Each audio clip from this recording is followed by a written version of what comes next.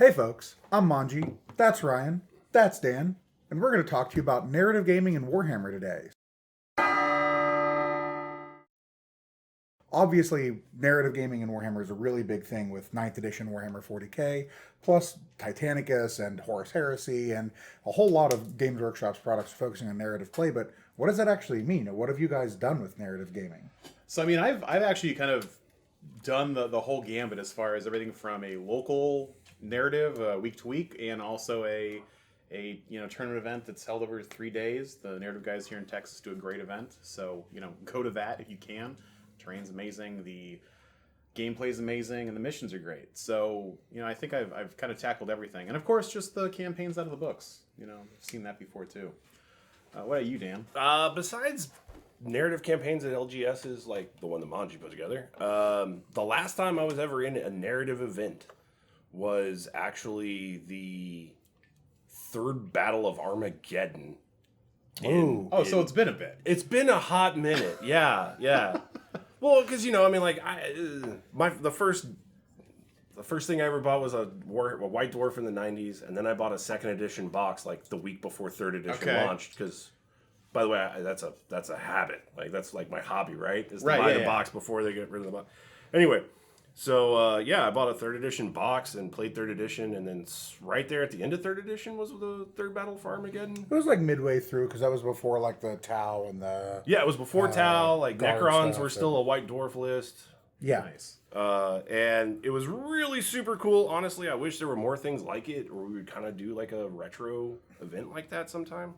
Because it was like, basically there was a worldwide campaign going on. All these battles were being recorded, and all of the results were like, it was almost like the phone in to see if Robin lives or dies, right? Like, right. Yeah. Right. And so everybody was orcs and other Xenos versus Imperium. Mm-hmm. Okay. Right. There was a little bit of chaos and stuff there too. Yeah. But like the event that I went to was really well done and hosted by like a regional G-Dub guy at an LGS, and so it was like, I want to say it was like a 15-foot long table, and they just had everybody show up with 750 points. Nice. And you just slotted in. That's super and cool. You were just fighting the guy across from you, and it was all part of the big narrative campaign. And I don't know, that was really awesome. I wish something like that would come back around here and there. But so, like, what's the difference between like that and a narrative campaign? Like, you mentioned the one I ran. So I ran it with the 9th edition Crusade system, and this was last year, so we were doing some stuff to take care of like COVID concerns. So we kind of sorted people into pods, that way there was like minimal risk and all that stuff. But obviously it's a very different deal than like playing a giant game at a store. Sure. Yeah. I mean, I played in that campaign as well, and it was great. I will say that I don't love the Crusade rules kind of in general, but since we've kind of made that transition to 30K, that's more or less what I've been focusing on, and the campaign you ran was really top notch. Oh, thank you. So I wanted to kind of discuss what it means to play narratively, and versus something like playing match play or at a tournament level. Right. So when someone says like let's play a narrative game, what does that mean to you? So I think I have a bit of a different like sort of point of view on it, because I think most people, when they say, I want to play a narrative game, they really just want to play like a regular 2,000 or 3,000 point game. Okay. And they haven't really thought about things like, okay, what planet are we fighting on? Right. Why are these armies here?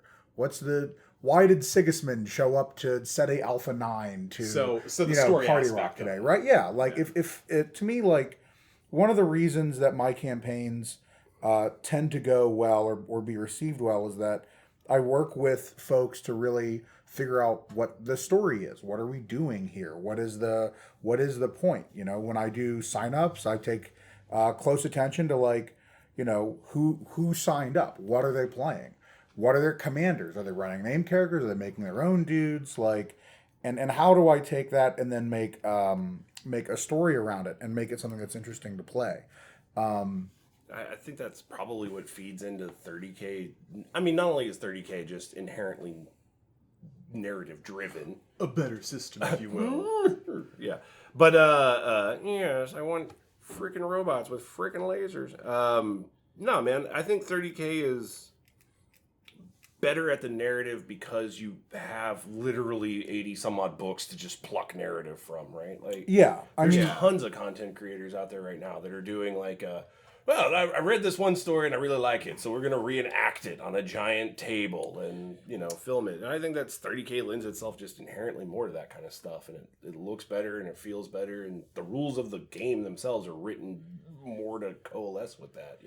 I mean, to me, if you want to talk about like an ideal narrative experience, the Zorpazorp Broadsword Wargaming Battle of Calth Yeah, that series Mark on of Calth YouTube. is what I was thinking It about. is- yeah. giant table and all the walls and everything. And I mean, one of the things they do really well is that they stage every battle in the story. So here's like, the engagement where the Ultramarines first meet the Word Bearers, and the Ultramarines are really outnumbered, and it's really bad. And here's this, scenario where the Ultramarines and the Planetary Defense Forces are defending and holding out against this massive Word Bearer onslaught till the tanks show up, right? And that's the kind of thing that differentiates narrative gaming from like a regular game of Warhammer to me, is you're not going to be presented with scenarios that are fair or armies that are balanced. You're going to be presented with sort of situations, and you're going to have to think sort of tactically about how to get through and accomplish your objectives. So, I mean, do you think it's okay to build a game or build a narrative that is not necessarily balanced? I think it's a requirement of making it interesting. Okay. I would argue that, like, Warhammer is in many ways built off the bones of like Dungeons and Dragons. And I can't tell you the amount of times that I've had a Dungeons and Dragons fight where we were fighting more than 4 or 5 monsters, right? Sure. Like, because when you're faced with a combat challenge or a combat scenario, one of the things that sort of we pick up on is the inherent like underdog kind of story that a lot of those present, like Black Hawk Down or Saving Private Ryan, obviously, very big examples there. But when you are making a narrative campaign or a narrative scenario, I think you're looking at like what makes this interesting, what makes this compelling, what makes this fun, and you sort of go with that. And you want to make sure that you're giving people fun stuff to do for most of the game.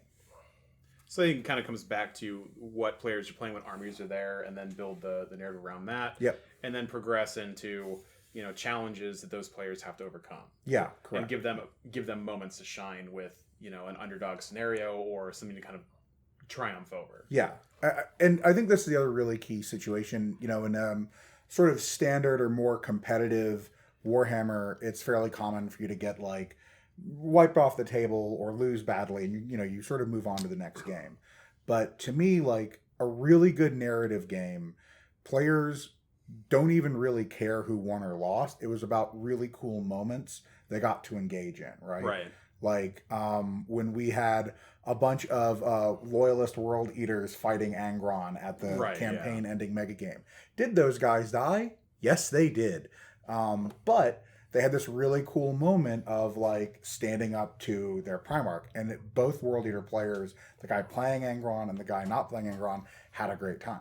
Sure, yeah. I mean, well, that's what's nice about 30K, and I think also too it has a lot to do with the community, but just inherently, like, there's not dire competition. There's like hey, what's going to be fun? What's going to be the rule of cool? And I think that kind of fits way more into a narrative type of an experience than it ever will in competitive, for sure. I mean, it certainly I think can. the goals are just different across both systems. I mean, narrative, you're really trying to tell a story. You're trying to, engage with the lore that exists out there and then kind of make it come to life on a tabletop. Whereas in match play, you're really trying to figure out who's the best general, who's the best player, and then what the best army is in that moment. And or if you're playing current 40K, who's got the best book? True. I mean, you're not wrong there. I mean, I would argue there's a significant amount of, skill that's involved. I could play Leagues of Votan, and Nick Nanavati could play 8th edition Codex card, I would still lose that game quite badly. Sure. I mean, right? Like, you know, it's not just you're absolutely right. There's definitely a skill level in match play, and engaging in that is a different mindset. right, right. I think in narrative gaming, to be successful, you have to go in with the idea that you're making. This is going to sound really, I don't know, pretentious, but whatever. You're trying to make like an experience for people. You're trying to like. Well, you're a DM.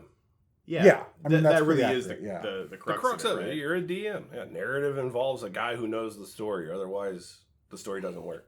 Well, which is kind of why I really dig like something like back in the day, like the Third War of Armageddon. Like, here's the crux, here's the story arc. Everybody duke it out and collect points.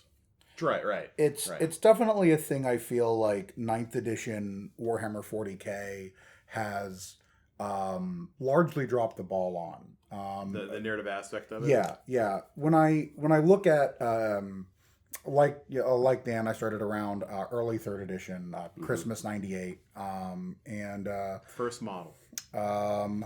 First model is a very poorly done metal and plastic veteran sergeant with the power axe and the plasma pistol. I still have the model. He is not with me today. He is buried in some foam to hide my shame. But excellent. I had a shit brown attempted Nurgle chaos, Space Marine.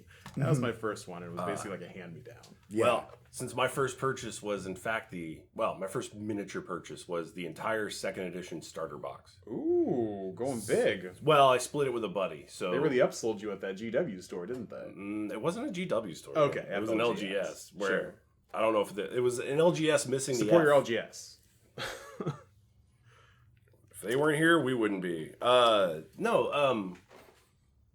It was the 2nd edition starter box, which has to this day still the most horrendous monopose Space Marine to ever grace injection molding. Like, even the Gretchen had more character, and they were fixed, and you had 40 of them, and you felt like. Then you feel bad moments. Well, then you read the rules for Gretchen, and you're like, sucker? Maybe.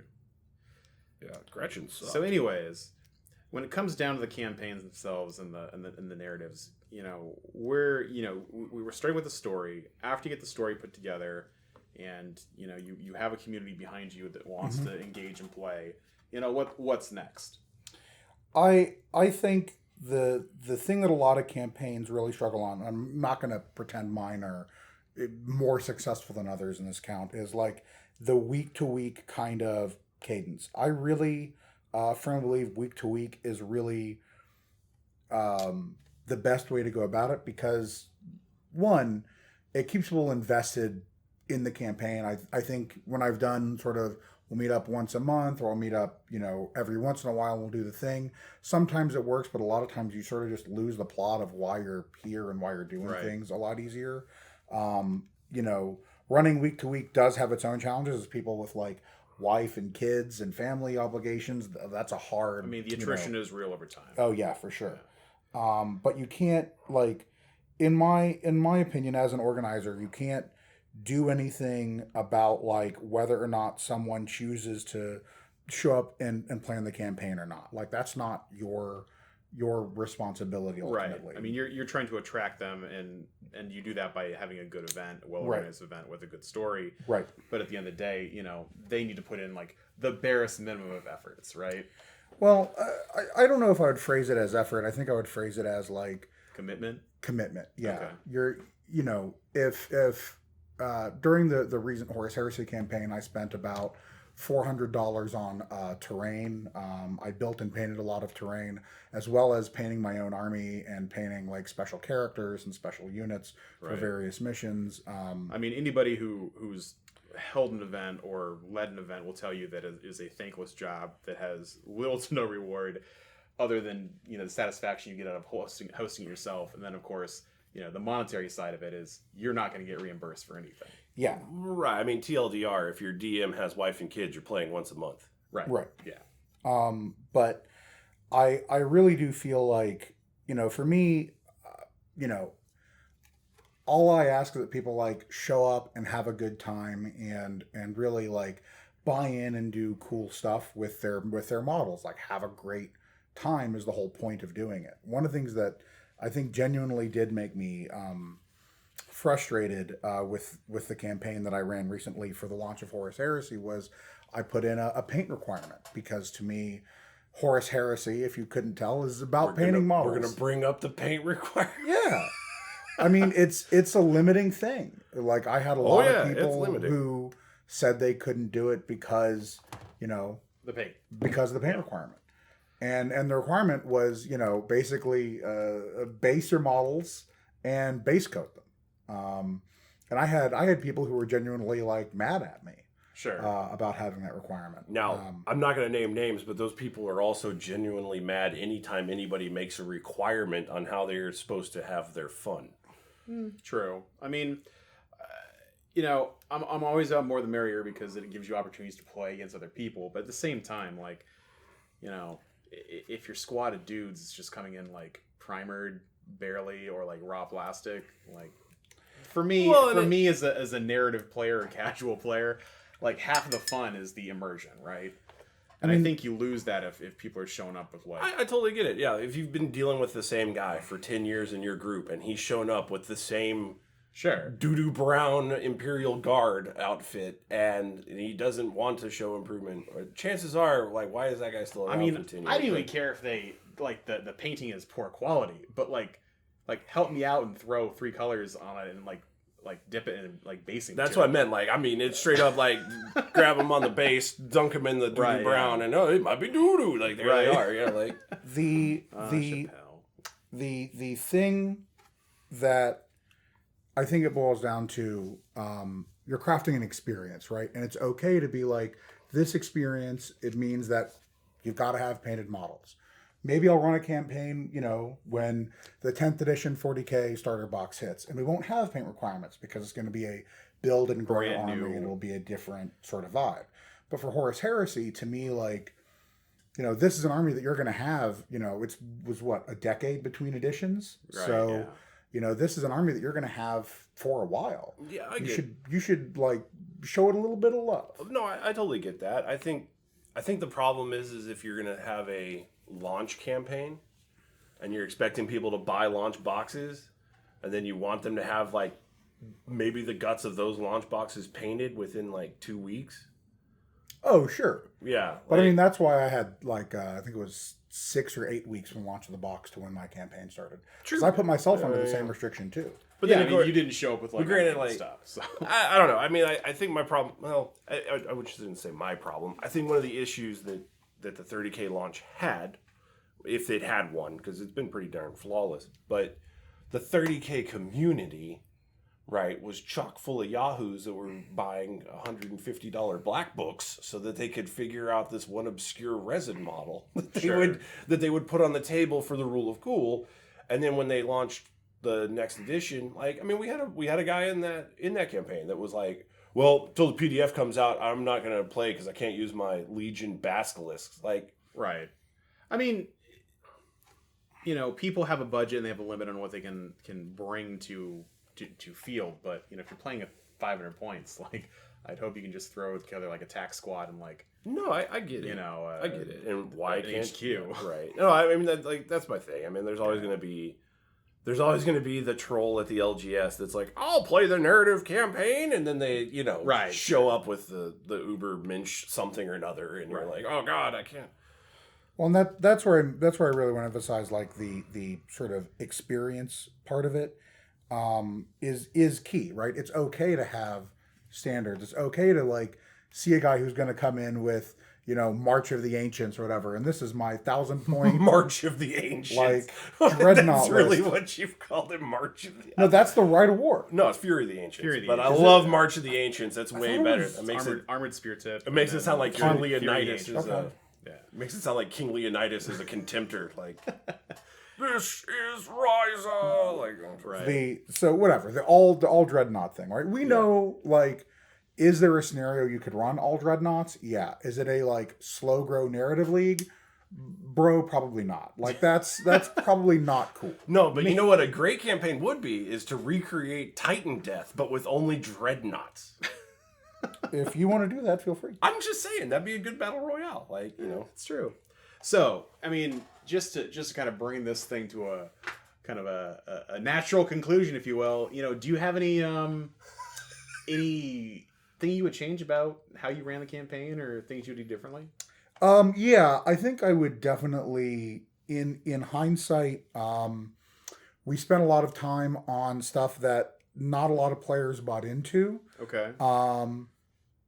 I didn't know it at the time, but a bunch of guys put together a online campaign called The Push for Beta Garmin. It's organized on Facebook. You can find it. It's a big Facebook group there. Yeah. But I found it through the Adepticon Horus Heresy group. I would have tied into that just to like make it a little bit easier on myself. Sure.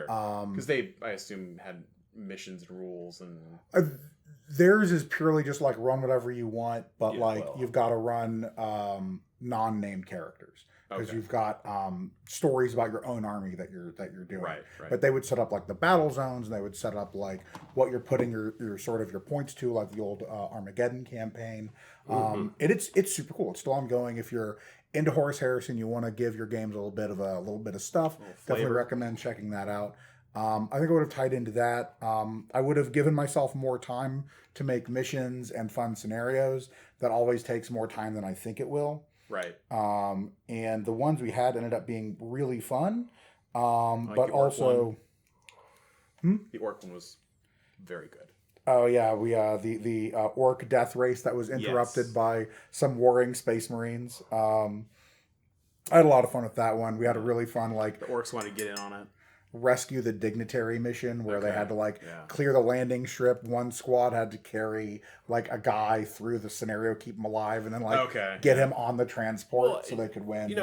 Kind of late comment or late add in, but I also think too, like, practice your narrative by making, like, I remember this at an old GW store at Katie Mills circa 3rd edition, where they would do day events. And so you could have like a narrative experience within a single game type scenario, right? Actually, I love long, slow grow campaigns and stuff.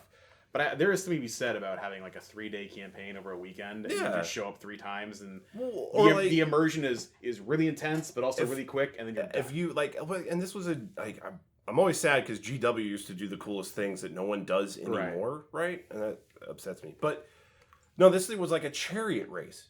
You had to show up with a painted jet bike or land speeder, and they had terrain set up, and you had a chariot race. And you're using all the rules. Like, they kind of generalized the rules mostly so that everybody was on fair footing. And, like, if anybody thought they were cheeky and turn around, here comes the store, like, the GM of the store.